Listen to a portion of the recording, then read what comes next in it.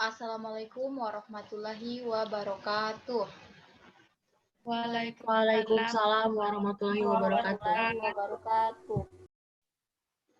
Di sini kami dari kelompok 5 akan memaparkan materi kami, yaitu hukum adat tanah.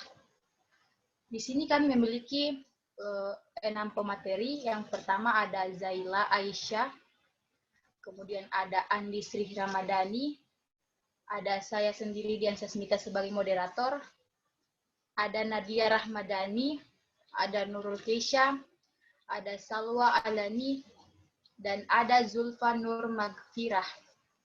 Itulah yang akan membawakan materi pada hari ini. Untuk mengefisienkan waktu, saya persilahkan kepada pemateri pertama untuk membawakan materi pertama dari hukum adat yang telah kita diskusikan. Kepada pemateri pertama, saya persilahkan. Assalamualaikum warahmatullahi wabarakatuh. Perkenalkan, nama saya Zulfa Nur Magfirah sebagai pemateri pertama.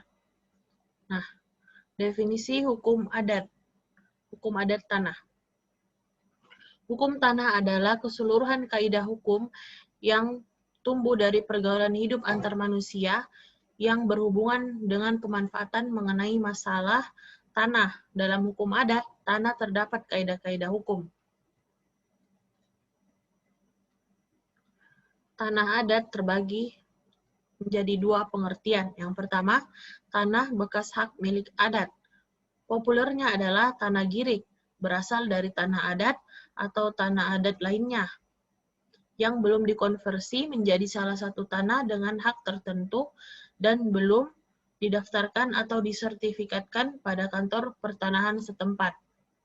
Yang kedua, tanah milik masyarakat ulayat hukum adat. Bentuknya seperti tanah titian, tanah pengairan, tanah kas desa, dan lain-lain. Bentuk tanah ini tidak bisa disertifikatkan begitu saja. Kalaupun ada, tetapi tanah milik masyarakat hukum adat dapat dilepaskan dengan cara tukar guling atau melalui pelepasan hak atas tanah tersebut terlebih dahulu oleh kepala adat. Berikut materi yang dapat saya sampaikan, saya kembalikan kepada moderator. Baik, terima kasih kepada pemateri pertama yang telah memaparkan materi tentang pengertian hukum adat tanah. Kemudian saya persilahkan kepada pemateri kedua untuk menjelaskan tanah ulayat. Kepada pemateri, saya persilahkan. Oke, saya Salwa Alani Febriza sebagai pemateri kedua. Yang akan saya jelaskan yaitu mengenai tanah ulayat. Tanah ulayat merupakan tanah bersama warga masyarakat hukum adat yang bersangkutan dan juga merupakan serangkaian wewenang dan kewajiban suatu masyarakat hukum adat yang berhubungan dengan tanah yang terletak dalam lingkungan wilayahnya sendiri. Tanah ulayat ini dijelaskan di dalam Undang-Undang Nomor 5 Tahun 1960 atau Undang-Undang Pokok Agraria, yaitu mengakui adanya hak ulayat.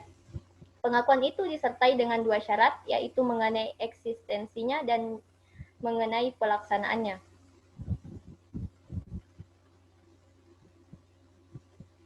Lalu, tanah ulayat ini tidak dapat dialihkan menjadi tanah hak milik apabila tanah ulayat tersebut menurut kenyataan masih ada. Misalnya, dibuktikan dengan adanya masyarakat hukum adat bersangkutan atau kepala adat bersangkutan. Sebaliknya, tanah ulayat dapat dialihkan menjadi tanah hak milik apabila tanah ulayat tersebut menurut kenyataannya tidak ada atau statusnya sudah berubah menjadi bekas tanah ulayat. Demikian materi yang saya sampaikan, saya kembalikan kepada moderator. Baik, terima kasih kepada Salwa yang telah menjelaskan materi tentang tanah ulayat. Kemudian saya persilakan kepada pemateri ketiga untuk melanjutkan materi tentang jenis-jenis hak ulayat. Jenis-jenis hak ulayat sesuai dengan Peraturan Daerah Provinsi Sumatera Barat Nomor 16 Tahun 2008 tentang tanah ulayat dan pemanfaatannya, yang menyatakan bahwa ada beberapa jenis tanah ulayat, yaitu tanah ulayat negari, tanah ulayat suku, tanah ulayat kaum, dan tanah ulayat rajo. Yang pertama, tanah ulayat negari adalah tanah ulayat beserta sumber daya alam yang ada di atas dan di dalamnya merupakan hak penguasaan oleh ninik mamak kerapatan adat nagari atau KAN dan dimanfaatkan sebesar-besarnya untuk kepentingan masyarakat nagari, sedangkan pemerintahan nagari bertindak sebagai pihak yang mengatur untuk pemanfaatannya. Tanah ulayat nagari berkedudukan sebagai tanah cadangan masyarakat adat nagari. Penguasaan serta pengaturannya dilakukan oleh Ninik Mamak Khan bersama pemerintahan nagari dengan adat Minangkabau dan dapat dituangkan dalam peraturan nagari. Yang kedua, tanah ulayat suku adalah hak milik atas sebidang tanah beserta sumber daya alam yang berada di atasnya dan di dalamnya merupakan hak milik kolektif semua anggota suku, yang penguasaan dan pemanfaatannya diatur oleh penghulu-penghulu suku. Tanah ulayat suku berkedudukan sebagai tanah cadangan bagi anggota suku tertentu di nagari. Penguasaan dan pengaturannya dilakukan oleh penghulu suku berdasarkan musyawarah mufakat dengan anggota suku sesuai dengan hukum adat Minangkabau.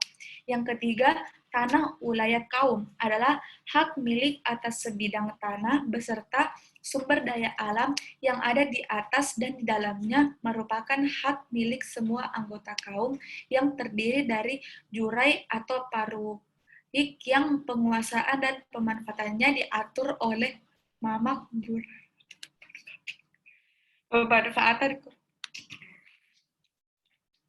Pemanfaatan kepala waris. Sementara itu, tanah ulayat kaum berkedudukan sebagai tanah garapan dengan status ganggam baun tuak pagang baban siang oleh anggota kaum yang pengaturannya dilakukan oleh ninik mama kepala waris sesuai dengan hukum adat Minangkabau.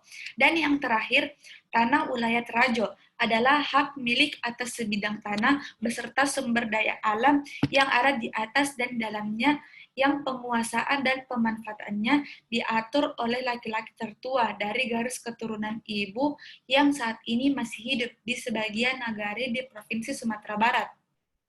Tanah ulayat rajo berkedudukan sebagai tanah garapan dengan status ganggam bauntuk pagang baman siang oleh anggota kaum kerabat pewaris rajo yang pengaturannya dilakukan oleh laki-laki tertua pewaris rajo sesuai hukum adat Minangkabau. Oke, sekian dari materi saya serahkan ke moderator. Baik, terima kasih kepada Zaila yang telah menjelaskan jenis-jenis hak ulayat. Kemudian selanjutnya saya persilakan kepada pemateri keempat untuk melanjutkan materi kita. Kepada pemateri saya persilahkan. Langsung saja saya lanjutkan materi dari pemateri sebelumnya.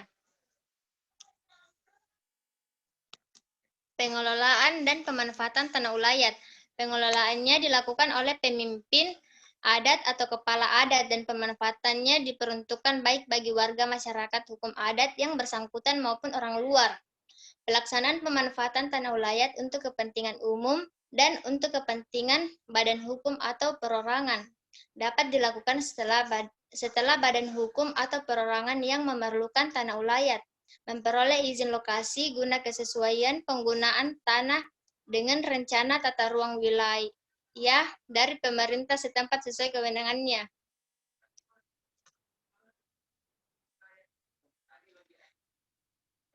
Subjek dan objek hukum ulayat.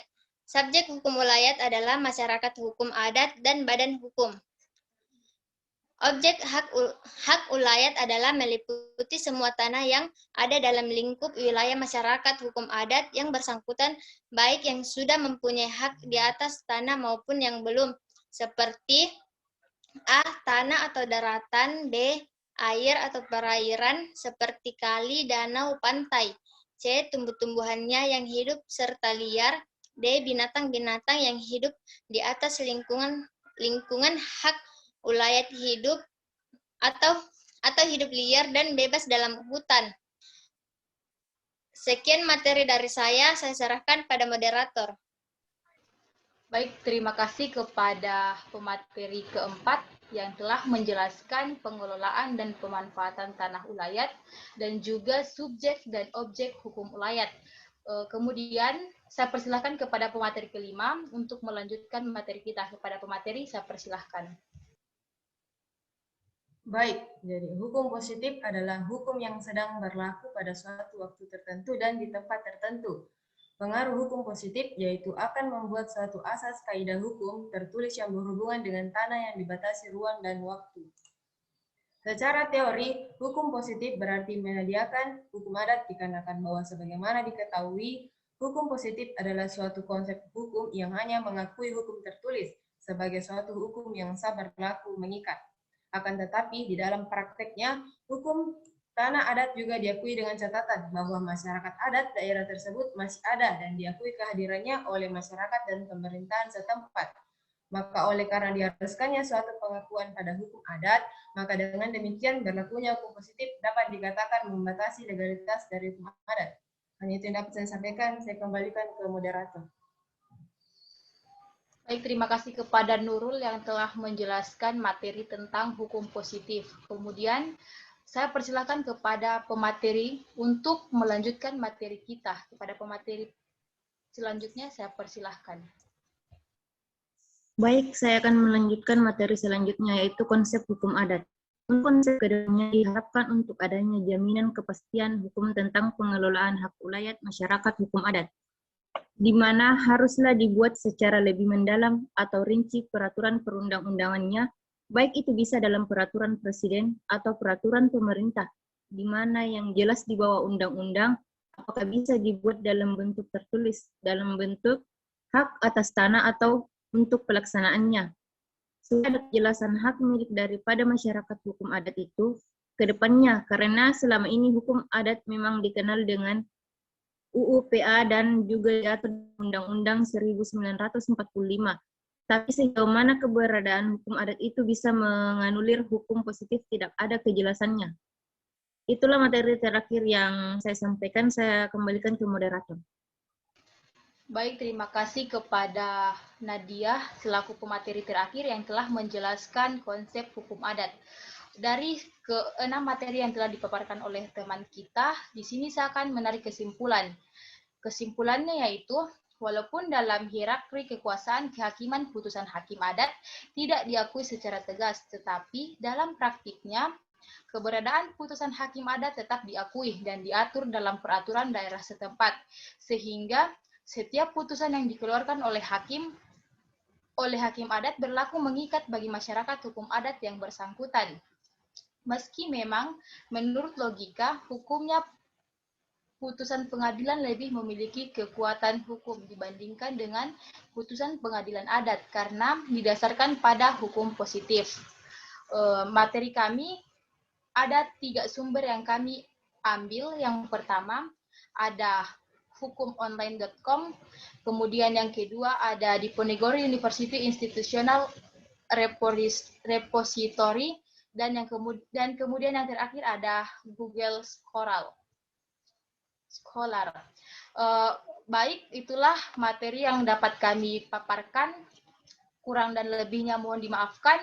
Wabillahi taufiq wal hidayah. Wassalamualaikum warahmatullahi wabarakatuh. Waalaikumsalam warahmatullahi wabarakatuh. Terima kasih.